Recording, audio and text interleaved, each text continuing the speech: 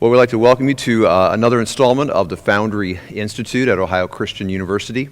My name is John Kalaga. I'm the president of Ohio Christian University, and today my guest is Greg Howe, who is the executive vice president for communications and mobilization for InterVarsity Christian Fellowship.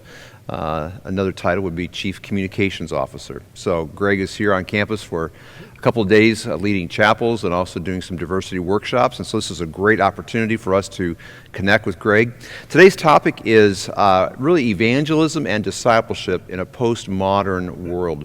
And so we're going to talk a little bit about that. We've got several challenges that the postmodern culture in America presents to the Christian faith, and then a couple of opportunities as well. So we're going to kind of go down that road and talk with Greg for a few minutes about this. First of all, Greg, welcome.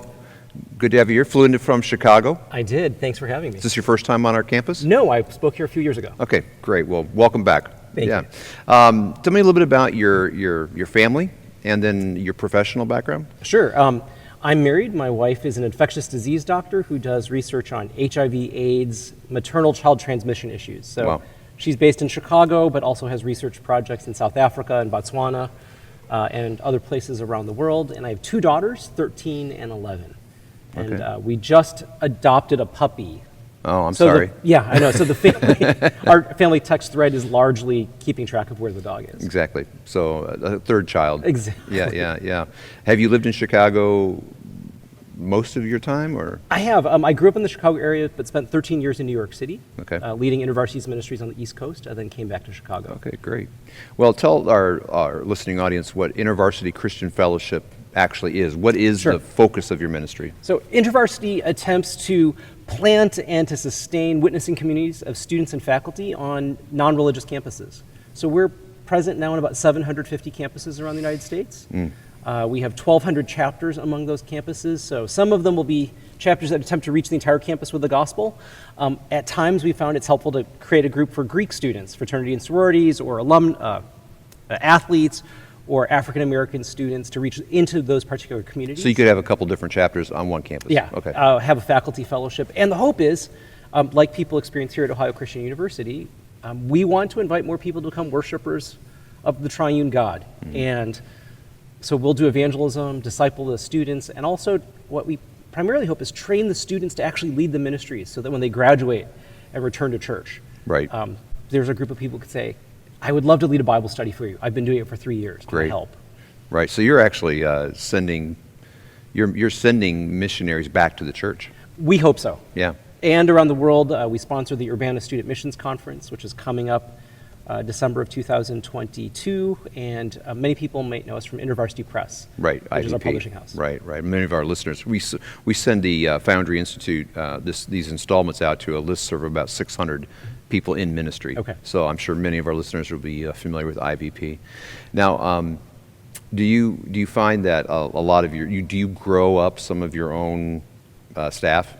Well, we grew up a lot of our own staff. Yeah. So I would be one of those people. I was a student at the University of Chicago, encountered InterVarsity, was involved as an undergraduate, as a graduate student. I went to law school, practiced for a few years, and said, I actually want to work on staff. So did campus ministry for about 18 of the last 25 years of my ministry. Did you go to the University of Chicago as a Christian? I did. Okay. So you weren't converted? No, okay. I wasn't converted there. Okay, great. Well, today's topic is, again, evangelism and discipleship in a postmodern world, and there are lots of challenges that come with that. Postmodernism, a loose definition of postmodernism in America would be sort of the doing away with modernity, so that's why we're postmodern, and some people have said we're postmodern. We actually live in a post-Christian time in America right now. But the doing away of anything that is objectively true. We create, we deconstruct and then reconstruct our own identity. You have your truth, and I have my truth. But there is no objective truth. There's nothing that's objectively true for the postmodern, except for the fact that I just said there's nothing that's objectively true. Sure. So except for that particular objective truth that I just want to declare as a postmodern, nothing else is objectively true. So there, obviously, it's a self-refuting statement. But so with that, then, so we have that sort of permeating our culture, certainly for the last 20, if not 30 years. I didn't see it as much in the 80s when I was in school, but so we have this post-modernity that's sort of permeating our culture, and then there's some other things that are creeping in. So what I want to do is just talk with you a little bit about, how does that affect evangelism, whether it be on the college campus or anywhere else, but how does that affect evangelism and then discipleship within the church or within the Christian context? Yeah. So one of those challenges is consumerism. America is a big consumer culture. There used to be a time when Americans would probably buy products. We were consumers as a means to an end. We were buying things to achieve an end, and now I think we just buy things to buy things. Amazon, the purpose for Amazon is to provide you products so that you can buy products. Yeah. And there's no end in mind. It's just so you continue to buy. That's why we're on the Apple 27 or wherever we are. The purpose of an iPhone is to set you up for the next iPhone. Yeah. There's no real end in mind. So we become a consumer culture. Have you seen that on in your own ministry? We see it all the time, I think, with college students. I think you can see it in the ways that consumer products define our identity. So, so most advertisements, actually now if you watch, you want to be the kind of person who drives this car, who owns this kind of computer, who vacations in this particular way. And so students are very clear that in part the influencer movement on Instagram is largely a way of saying, I consume these things, therefore I have this kind of life. Don't you want that too? And so consumption becomes a form of identity. I think you watch it as consumption as a form of activism. So the Red campaign, which is otherwise a fine thing, buy this product and we'll donate some money away to a particular cause or charity, buy pink around breast cancer awareness. Or buy one pair of shoes and we'll donate another. Exactly. Yeah. All are good, but a way of how can you channel your desire to see justice and righteousness? Buy a little bit more. Right. And I think the way it affects, for example, the church. We actually have a coffee shop up in Columbus, about 25 miles away from here. It will remain anonymous, but their slogan is "Love, Justice, Coffee." So, Sure. So if you want to really help a third world country with clean water, buy our coffee. Yeah. And again, these aren't bad, but it shows you that the pathway to get people to activate people is consume something. And I think churches are somewhat complicit in this, and so that's where you see it in college ministry. From the time that they're children, in most churches, we begin to separate out the children into programs that will meet their needs. And so kids expect to have church be a place where you meet my needs and you keep my interests. So when you're young, it's going to involve a lot of hand motions and activities. When you're a youth group, it's going to be the great band with a particular kind of youth group leader. When you're a young adult, we'll segregate you so you can be with people who are like yourself. And people go church shopping. Right. Right. It's a consumer activity. And when people leave a church... We'll even say shopping. We actually use the word shopping. Church shopping, yeah. And when I leave a church, it's because the church didn't meet my needs, as if my needs were the criteria by which we should measure a church. And so what you see then in college students in their discipleship is the first question is, does this meet my needs? By which I mean, does it make me comfortable? Do I feel safe here? And is it giving me what I want? Which is a Venn diagram with what actually the discomfort that a belief in Jesus may bring in your life, and the places where Jesus might want to challenge you or your identities.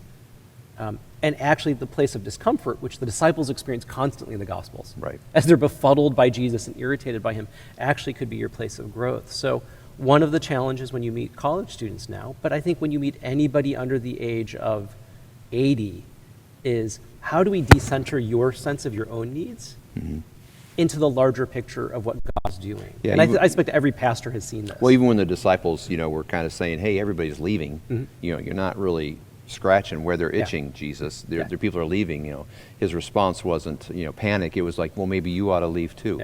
I'm not here to tickle people's ears. That's not my focus. And that's why I think Peter went after Jesus, right? When Jesus starts talking about the crucifixion, that's when Peter says, you don't need to do this. And Jesus says, get behind me, Satan, because he realizes the temptation at that moment. So I think it's pervasive. And let me just go with the church shopping idea for a minute, because it never occurred to me with the college campus. Do you find that does it start even at that level where because InterVarsity, you got crew, and you've got maybe navigators. Sure. And do you find them shopping Christian groups or student groups on campus? Oh, absolutely. And they're trying to assess, some appropriately and some inappropriately, right? Do I feel comfortable and can I make friends here is the number one question they're really asking. Do I like worship? And worship is now a commodity. Right? So we download it, we stream it, and we pay for it. If your worship team is singing a song that's 5 years old, you're a little out of style. Right. Worship style. Yeah. Style is another one of those consumer words. Yeah. So I think they're constantly doing that, and part of the conversation an InterVarsity staff worker might have with a young student is, in the end, pick a place where you think you will grow, but pick one place. Don't shop around, because then the reality is you've made no commitment, and nobody actually feels that they have the responsibility or the ability to shepherd you well, to pastor you well. Right. But pick one place and grow with it. And don't leave when it gets hard. In fact, that may be the very way that God intends you to grow. What about the idea of picking a place where you can serve? Well, that's part of it as well. I mean, because that flies against the face of, well, I'm looking for a place that I'm here to receive. You're talking about picking a place where I'm needed, where I can use my gifts and talents to help this organization, and where I can serve. Yeah. That sort of seems to be an inverted decision-making tree. It probably is, and it depends on the student level of maturity. Okay. Right? In part, what we're trying to say is, at least commit to one place, because you're never going to serve if you're bouncing around every week. Right. Okay. So, but I think that's totally fair. Okay, another challenge in America is religious pluralism. Postmodern people love to celebrate diversity, and they value and respect tolerance among that's the highest. Yep. Although if you pick it apart too much, it tends to be, I tolerate those who agree with me, because you see free speech being eroded on many campuses. Yeah. Yale Law School would be the most recent example, where if you invite a group in that disagrees with you, you shout them down and shut them up until they leave, and Yep. that's postmodern tolerance on full display at that point. Diversity, although is not a bad thing, I mean that's a sort of can be an agnostic good depending what you do with it, but basically the idea in America now, I think we've changed in the 60s, 70s, 80s, where there was a predominant, I think, evangelical, perhaps Christian worldview. That's now gone. Now every worldview is equally the same. We all basically worship the same God. Have you found, how does that play out in your ministry? Yeah, I think we see it a great deal, and the instinctive underlying values you pointed out, I think for most postmodern students is we don't want to be intolerant, and we should be welcoming, we should be accepting, and we shouldn't be in conflict with somebody else. Now, there are obvious limits to how far that will go. And I think part of what we try to do is do two things simultaneously. One of which is to affirm the desire to be welcoming, loving, and listening. God's allowed a plurality of religions in the world. And the invitation that we have is then to graciously invite people to consider Jesus. What we have to nudge them away from or help them away from is any claims to exclusivity outside of Jesus is actually sub-Christian. That in the end, we believe Jesus is the way, the truth, and life. There is no other name by which someone may be saved. Right. And helping students navigate that, I think, is one of the great challenges in discipleship. It's a great challenge in evangelism, because if you don't believe Jesus is the only way, there's no reason to share your faith at all. You're just imposing a system on them. And so in part, what I think helps Christian students do that is believing, does the Christian story, ultimately formed around the life, death, and resurrection of Jesus and his ascension, offer a more deeply truthful and satisfying narrative that better explains the world that they live in and addresses its deepest needs than any of the other stories that another religion is offering. And once you do that, then you're able to have that conversation. My wife and I vacationed this last fall in Arizona. We drove through Sedona. Yeah. They went into the town of Sedona, and many interesting, besides the beauty, of the nature. There's lots of interesting spiritual things going on there. And when I think about religious pluralism, I'm thinking of two specific things that I see happening, and how do you address this in your ministry, or how would a person in ministry address this? And that one is, if I want to be tolerant, and I basically believe that we're all, as long as you're sincere, right, then you're right. Yeah. If you're a sincere Hindu, then you're fine. If you're a sincere Muslim, it's the insincerity that's the problem. So then you have Christians marrying and dating and marrying people who are not Christian. Yeah.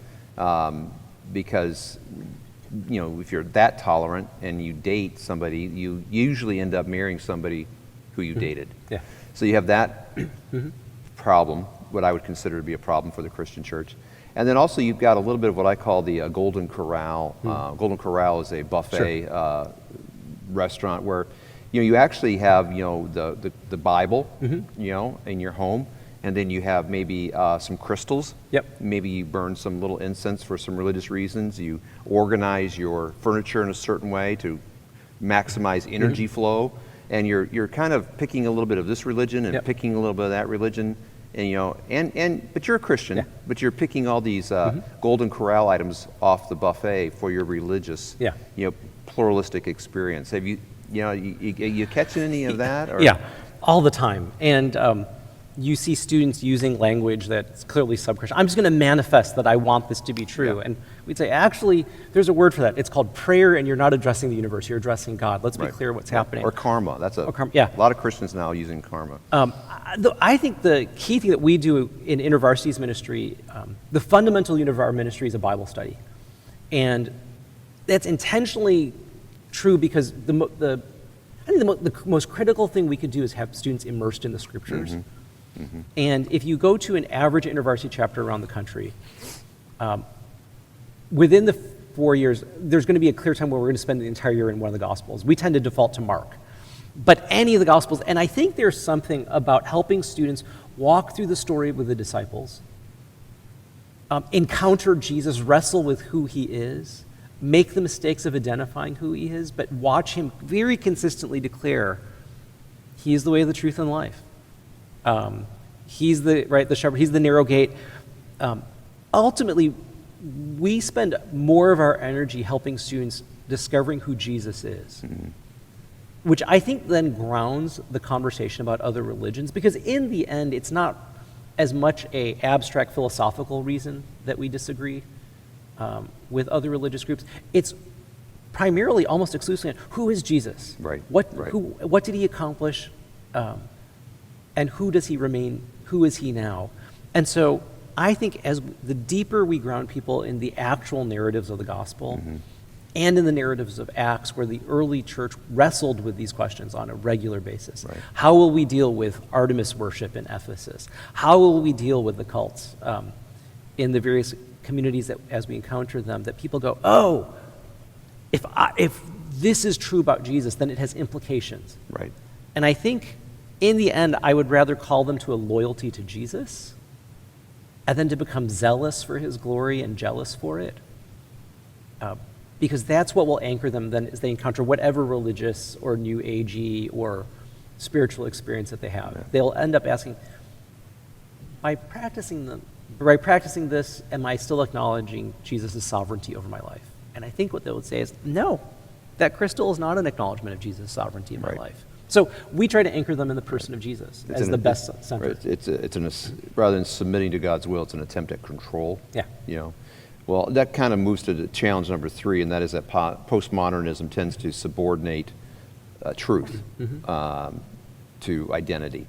So, we have lots of identity groups going on, but we tend to say, my identity is actually what's most important about me, whether it be my race, my ethnicity, my gender, and we undervalue actually objective truth. And part of that's because postmodernism doesn't believe in objective truth. So I think we've kind of hit around that issue, but the whole idea of getting Christians and getting disciples into the Word, because otherwise they won't know what truth is. Yeah. And I think that, the helpful thing about postmodernity, as deleterious as it's been in some other areas, it invites us to ask the question, who gets to define what is true, and from where are they doing that? Right. And so I think one of the helpful places around the awareness of how identity shapes perspectives is that it potentially forces us to look at the question, what is Scripture actually saying, with slightly new eyes? So in my own story, the way I encountered this was, I grew up in a Christian family. My parents have served at the church almost their entire lives, right? They came to faith through some great missionaries in Asia and the churches they planted there. So I grew up going to church, being a good follower of Jesus, encountered InterVarsity, and at that point, I thought, maybe I want to go on staff with InterVarsity. Now, up until that point, my path had been, I'm going to become a doctor. 18 of my cousins, aunts, and uncles are doctors, so we're that model minority family. Okay. I switched to being a pre-law student, and my dad said, you're going to settle for being an attorney? How will you support yourself? So when 4 months later I said, actually, I think I want to be a missionary with InterVarsity, my dad said, why do you want to beg for money? Because he had spent his entire life working hard to ensure that I wouldn't be begging for money like he had seen so many kids beg when he was growing up. Or as I put it, he loved me too much to trust me to the church's financial generosity. Exactly. Right. And many parents understand that. But it was interesting when I went to my friends and said, I feel called to become a missionary with InterVarsity. My parents are opposed. It was fascinating the responses I got. All of my Asian friends, pastors, elders, peers said, Greg, it's very clear what you do. Honor your father and mother. Mm-hmm. It's the first command with a promise. It's iterated in the Old Testament, repeated and affirmed in the New. So it's a consistent ethic. And then they would tell me these stories. Greg, there's this missionary who waited to get his parents' blessing. They withheld it until the Lord in this way. When he finally went to the place that God called him, thousands of people began saved, right? My non-Asian friends never quoted that verse unless they hung out with a lot of Asians. Come, follow me. And the man said, let me bury my father. And then he says, any man who loves his mother and father more than me is not worthy of the kingdom. Greg. Matter of fact, the Bible says, you must hate. You must hate your parents. Yeah. Right, as an Asian, I have a hard time saying that. Right. You should go, because Jesus is called. there was this missionary who left his parents behind, and because Jesus honored his sacrifice, thousands came to faith. Yeah. And all of a sudden, as I looked at those responses, it occurred to me, each culture chose the narrative in Scripture that reinforced what they would naturally want to do. The Asians went for filial piety. It reinforced the cultural narrative. It reinforced the Confucian cultural narrative. Westerners went, go west, young man. Leave your parents behind. Rugged individualism. Exactly, right? It's every Disney movie. The parents disappear, you go do your thing. Yeah. And for me, then, that was one of those moments I said, I need both of these communities to study Scripture together. Because both of these are in the Scriptures. Right. I'm accountable to both of these truths. And so one positive of postmodernity is it's forced us to ask the question, as we in the church say we know what truth is, to be very clear, when is that centered in a particular cultural piece? And what are the other perspectives that don't pull us away from the actual truth, but actually force us to grapple with the other parts of Scripture that might have gone unseen or unspoken? And I say that in part because then that's, I think, the starting point for the question of absolute truth. With students is, I think students are actually deeply hungry for something which they believe to be true. They're willing to commit their life to it, but what postmodernity has taught them is to be suspicious of those claims. Mm-hmm.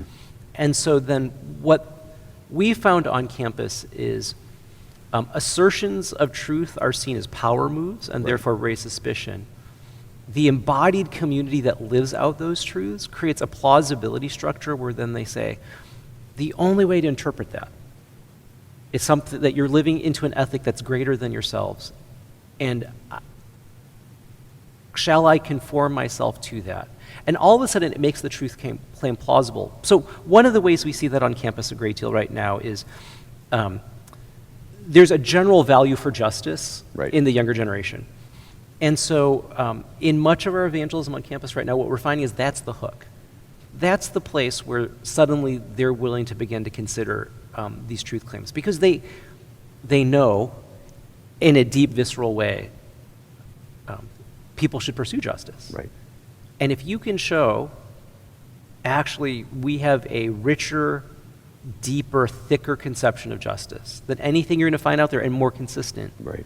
Suddenly they're willing to go, okay, maybe this longing for justice I have is grounded on something And you don't even bigger have to and label true. it biblical justice. Yeah. I mean, as opposed to social justice. It is biblical justice, but Yeah. just by describing it, it's attractive. Then later they can find out it's actually, Yeah. Well, what we often do is actually make that transition right there. So one of the things that we've done over the last decade on campus to create evangelical conversations, to give a really visceral, physical example, we'll bring a mattress, a twin bed on campus, tape a $100, $20, $10, and $5 bill on it. And as people walk by, you can ask the question, how much would you pay to have sex with a 12-year-old? And usually that'll draw people up, and you can say, for $20 in Bangkok, easy to attain. Within 15 to 20 miles, because you can do the research, I could find you a 12-year-old for $100. Now, in America. in America, in almost any community of any size, all of a sudden they're engaged. Right. And because it's a true justice issue. And so the next natural question is, how do we solve this problem? And part of what we're trying to do in the conversation is it's actually a conversation. We're not preaching at them, we're not telling them, we're inviting them to co-create. Right. A little postmodern, Yep. but it creates a little space to talk. What they'll usually say is, well, we just need to educate people and have better legislation. And I think an appropriate response, then if you're in conversation, is there are already laws against this. Right. And is there anybody who does not know that this isn't a moral problem? Right. Oh, so you continue to talk. If they invite you, can I share what I think you have to do? You have to change the human heart. It's an issue of human desire. How can we do that? Yeah. Well, all of a sudden, then you're deep into the conversation in a way that honors them, the way that engages them. And we can share as Christians how we think the human heart has changed. Yeah. And often we'll have next to the mattress a evangelistic diagram that we've been using. It's not the traditional bridge diagram, because Right. the bridge diagram tends to be, once you're saved, you're kind of done. Right. It's a retelling of creation, fall, redemption, and consummation. God created the world to be beautiful. You know that there's something better than this. Right. The world is terribly broken, which you also know. One of my friends who's a great evangelist, York Moore, said, 30 years ago, the hard part was trying to convince people that they were sinners. He said, nobody's questioning that anymore. Everybody knows, in part because of postmodernity, that we are willing to power, to, quote a little Nietzsche. So he said, we can start there. You know the world is broken, and that brokenness and your irritation and frustration points to the fact that there's something better intended for us. Right. What's the solution?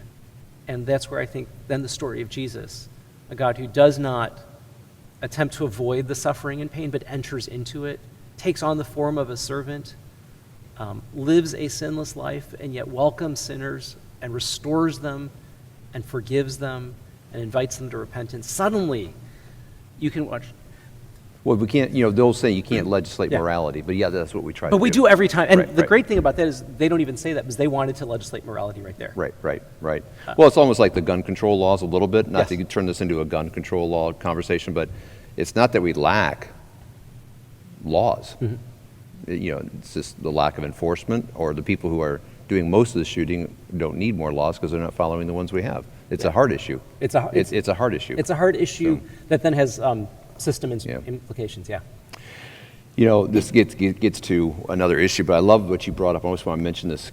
We kind of jumped over it a little bit, but the idea of co-creating and engaging them in conversation. The way to reach the postmodern culture is not a fist-pounding, Bible-thumping sermon against postmodernity. Yeah. The way into a culture is not by condemning the culture. We would never do that in an international setting. Sure.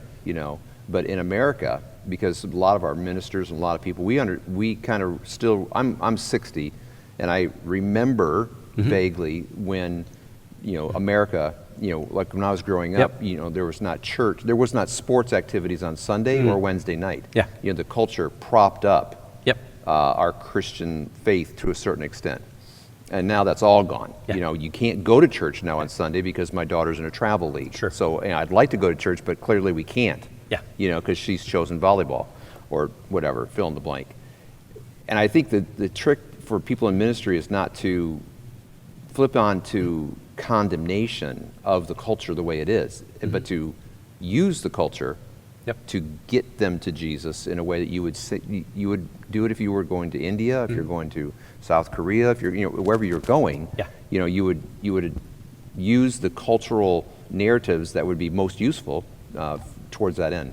And you see that in Acts 17, right? When Paul goes to Athens. Right. And his first response is anger, but when he decides to speak, he says, I notice you're very religious. Right. It's amazing how you love to worship, and yet you're missing someone. Can I show you this God that you're afraid you may have missed? Right. And it's this beautiful way of saying, I mean, he's personally aggrieved and angry, but his approach is, how do I find the common point where I can affirm you, and then draw you into the conversation about the God I worship? So let me just talk about two opportunities then. There's, again, many more challenges, but just real quickly, two opportunities that I see in postmodern America, and that is, it's not that there's a lack of interest in spiritual experiences. I think we have kind of gotten away from our interest in Christianity as a culture. Certainly there's been a rise of anti-theists, the Hitchens, the Dawkins kind of thing, but still overall, I think Americans overall, and Barna research would bear this out, that Americans yearn for real spiritual experiences, authentic spirituality. And how do we lead with that? There's just there's a quote here. Today we need a personal, experiential approach to answering questions and defending our faith that is informed by good philosophy and good evidence. So it's not, throw out the content and just go for the feelies. No. It's you lead maybe more with the experience, and then you bring the content along later. It's not, you don't throw your reasoning out. But the need for a real experience. One of the things that they say about Gen Z, the youngest generation right now, is they have a highly tuned sense for when they're being marketed to. And so you can't play hide the ball with, I'm going to give you this experience. Oh, there's truth coming back at the back end. They'll run because they know they're being manipulated. They're a generation that's watched trillions of dollars being spent to advertise to them. They know when they're being manipulated. What strikes me is, when does the church make the news for doing the right thing? And as I've been watching news coverage the last couple decades, there are a couple of places where we consistently get amazement, awe, and questions. It tends to be when the church does what only the church has the spiritual resources to do, which is either to confess sin or to forgive. And so when does the church make the news? It makes the news when, after the shooting in Charleston, South Carolina, church members turn to the person who shot their parent or their loved one and say, I forgive you. And that was, media covered that for days. When in a Mennonite community, young girls are shot, and the parents of those young girls show up at the funeral of the young man who did the shooting. And the mother of that young man, why are you here? My son killed your children. Because we're Christians. And we know what it means to forgive, and we know what it means to grieve with you. We've both lost children now. Who else can say that? When the church does what only the church has been empowered to do, to demonstrate grace, to offer forgiveness, to face the reality of sin internally and externally, suddenly people are questioning, you have something that no crystal will give me. You have something that no other religion can point to. Tell me about this grace and this forgiveness. I think those are the kind of authentic spiritual experiences people are hungry for. So I've told students, they love trying to do these multi-fellowship worship nights together. And they keep saying, oh, it'll be such a great witness. Non-Christians will be wondering why the Christian groups came together to worship. And my own thought on that, it's nice to have those unity experiences, but honestly, what the non-Christians are grateful for is we've all huddled away in one place. We're unavailable, and frankly, they think of it as sober karaoke. You're all singing to a glowing screen in the dark. I don't want to be part of it. I said, imagine though if you offered an event that instead all the Christian groups got together, you put a microphone on the stage, and people came up and began to confess their sins, to repent and ask for forgiveness.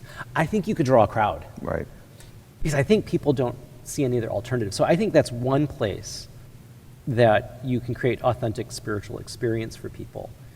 It's probably not in the place that Christians are most comfortable, but yet one of the things I think is interesting is at the heart of what I'm suggesting we do is the very thing that got us to come to faith in the first place, right? Can we confess our sin? Can we ask for forgiveness or extend forgiveness? Can we receive grace and extend grace? Those should be easy for us to do. And whenever I've watched the church do that, people are intrigued. I was at one of the most secular university environments that you can imagine. And one of the things that InterVarsity and a number of other campus ministries did after a spate of anti-Muslim activities on college and university campuses, we put out a statement saying, we stand with a religious minority group on campus. We decry the violence against their offices, the threats that have been made, for all the appropriate theological reasons, right? Because all people are created in God's image. They deserve safety, even if we disagree with them theologically. The number of these highly secular, highly hardened professionals who stopped by and said, tell me about that. Why would you do that? Because we were about to write you off as some really crazy religious fundamentalist group, but I wasn't expecting that. Mm-hmm. And it was a chance to say, well, can I tell you what we believe about people? Can I tell you a little bit about what religion actually means and requires? That's actually an advantage of the fact that America is so biblically ignorant. Yes. Is that, in the 50s and 60s, you had a lot of people had a lot of experience with the Christian church, some of it negative, of course, and so you almost had to do some re-evangelism or pre-evangelism. Yeah. Now I think we've gone so far over the cliff that people are more of a blank slate, and it's like, well, tell me about this faith, and you're thinking, in America? Yeah. But you have those opportunities now. You do, and I still see news reports in CNN, in the New York Times, when church groups show up in disaster areas. Mm-hmm. And they'll usually name, the Southern Baptists are there in force, right? So one of the things that InterVarsity does, our New England region, has taken people down to New Orleans for Katrina relief, and then down to Florida for some of that relief, for about 15 to 20 years in a row. And our intention is not to create a short-term mission project for Christian students. Christian students are only allowed to go if they bring a non-Christian friend with them. Okay. Because when the non-Christians go, all the other disaster relief people have left, why are Christians still here? Mm-hmm. Why is it that an 85-year-old white Southern Baptist guy, who normally I would write off, who's now said, he and his wife moved here and have been here for 6 months working here. Tell me about that faith. Yeah, right. And then we do Bible studies at night, and all of a sudden, even in the act, when the church is serving sacrificially, tell me more. Right. Well, that gets me to the last opportunity, and that is people are looking for a real community. Yeah. So they're looking for a real spiritual experience, but families are connections are breaking down. All this wonderful technology, right, that was supposed to connect us. Facebook and Instagram and Snapchat and all the others. People are feeling more lonely, more isolated than ever before. Certainly, COVID is a unique experience the last 24 months, but we can throw that into the disconnected as well. But and I think even in urban context, the loneliness factor may even go up. Yes. Where there are people are more lonely and more alienated. But there's a horizontal dimension to this loneliness, and there's a vertical dimension to this alienation. But I think people are looking for a community to belong to before they're looking for content to believe. Yes. And so how does that? That's my last question. That's an opportunity for us. How do we take advantage of that? I think you've mentioned some of that. Yeah, I'd say it's a twofold opportunity. A number of folk who've studied evangelism in postmodern context or with the current generation would say belonging precedes believing, whereas in prior generations, believing preceded belonging. It's a requirement. It's a requirement. So it was a requirement. Yeah. I mean, you had to kind of you were catechized, and then you joined a community. And now people will say, actually, I want to know that I belong, and then I'm ready to believe. And I think it's partially, as I've said, they want to see an embodied faith that's faithfully living out the gospel. Russell Moore, who used to lead the Ethics and Religious Liberty Commission, wrote in a recent newsletter, he said, in prior generations, non-Christians asked the question, can I believe what the church believes? And he said, in the current generation, which is what we found in InterVarsity, non-Christians are asking, does the church really believe what the church has said it has always believed? Right? They've watched enough hypocrisy and falls to really be suspicious. But an embodied community, and I think when they look for community, what they are looking for is, many of them have grown up in broken families, And so they're looking for that kind of experience that a good family should provide, which is no matter what choice you make, no matter what you decide, no matter who you are, I will love you.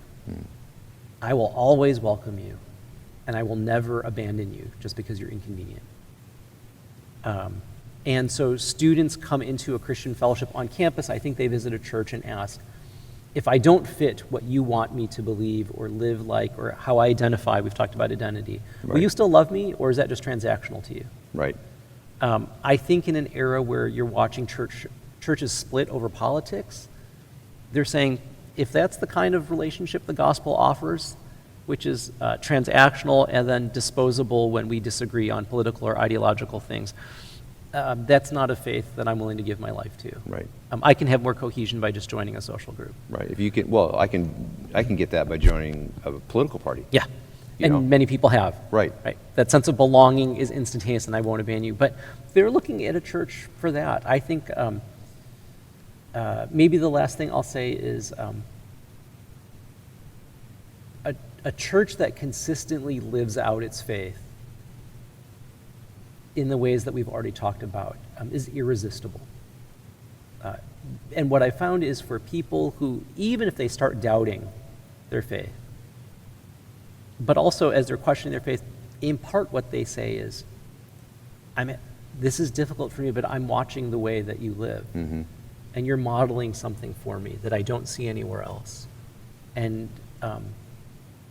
what you are modeling must be true. Now, there are all sorts of issues with that, right? That you could have, it works for cult leaders as well, and that's why cults work. They're an inclusive community. But I think the Christian, what we believe is truer and more beautiful and more compelling if we're able to live it out. And what we find is students long for that. And I think actually everybody does. As you've pointed out, every study is showing us we're the loneliest generations in history. Right. If the church could be something more than just, hey, you show up for an hour and a half on a Sunday. Right. Well, I think that also, and that's a great way to end, I think, that this generation is not just asking, I don't even know if they are asking, but, the church is offering, here's what you need to know. Mm-hmm. And it's not so much that I need to know this, and I do. Yeah. But I'm not looking to the church to teach me what I need to know as much as I want to know how Jesus lived and how can I live the way he lived. Mm-hmm. Those Beatitudes, yes. I want, how do you get to be that kind of a person mm-hmm. so that the rest of the Sermon on the Mount is even livable? Yeah.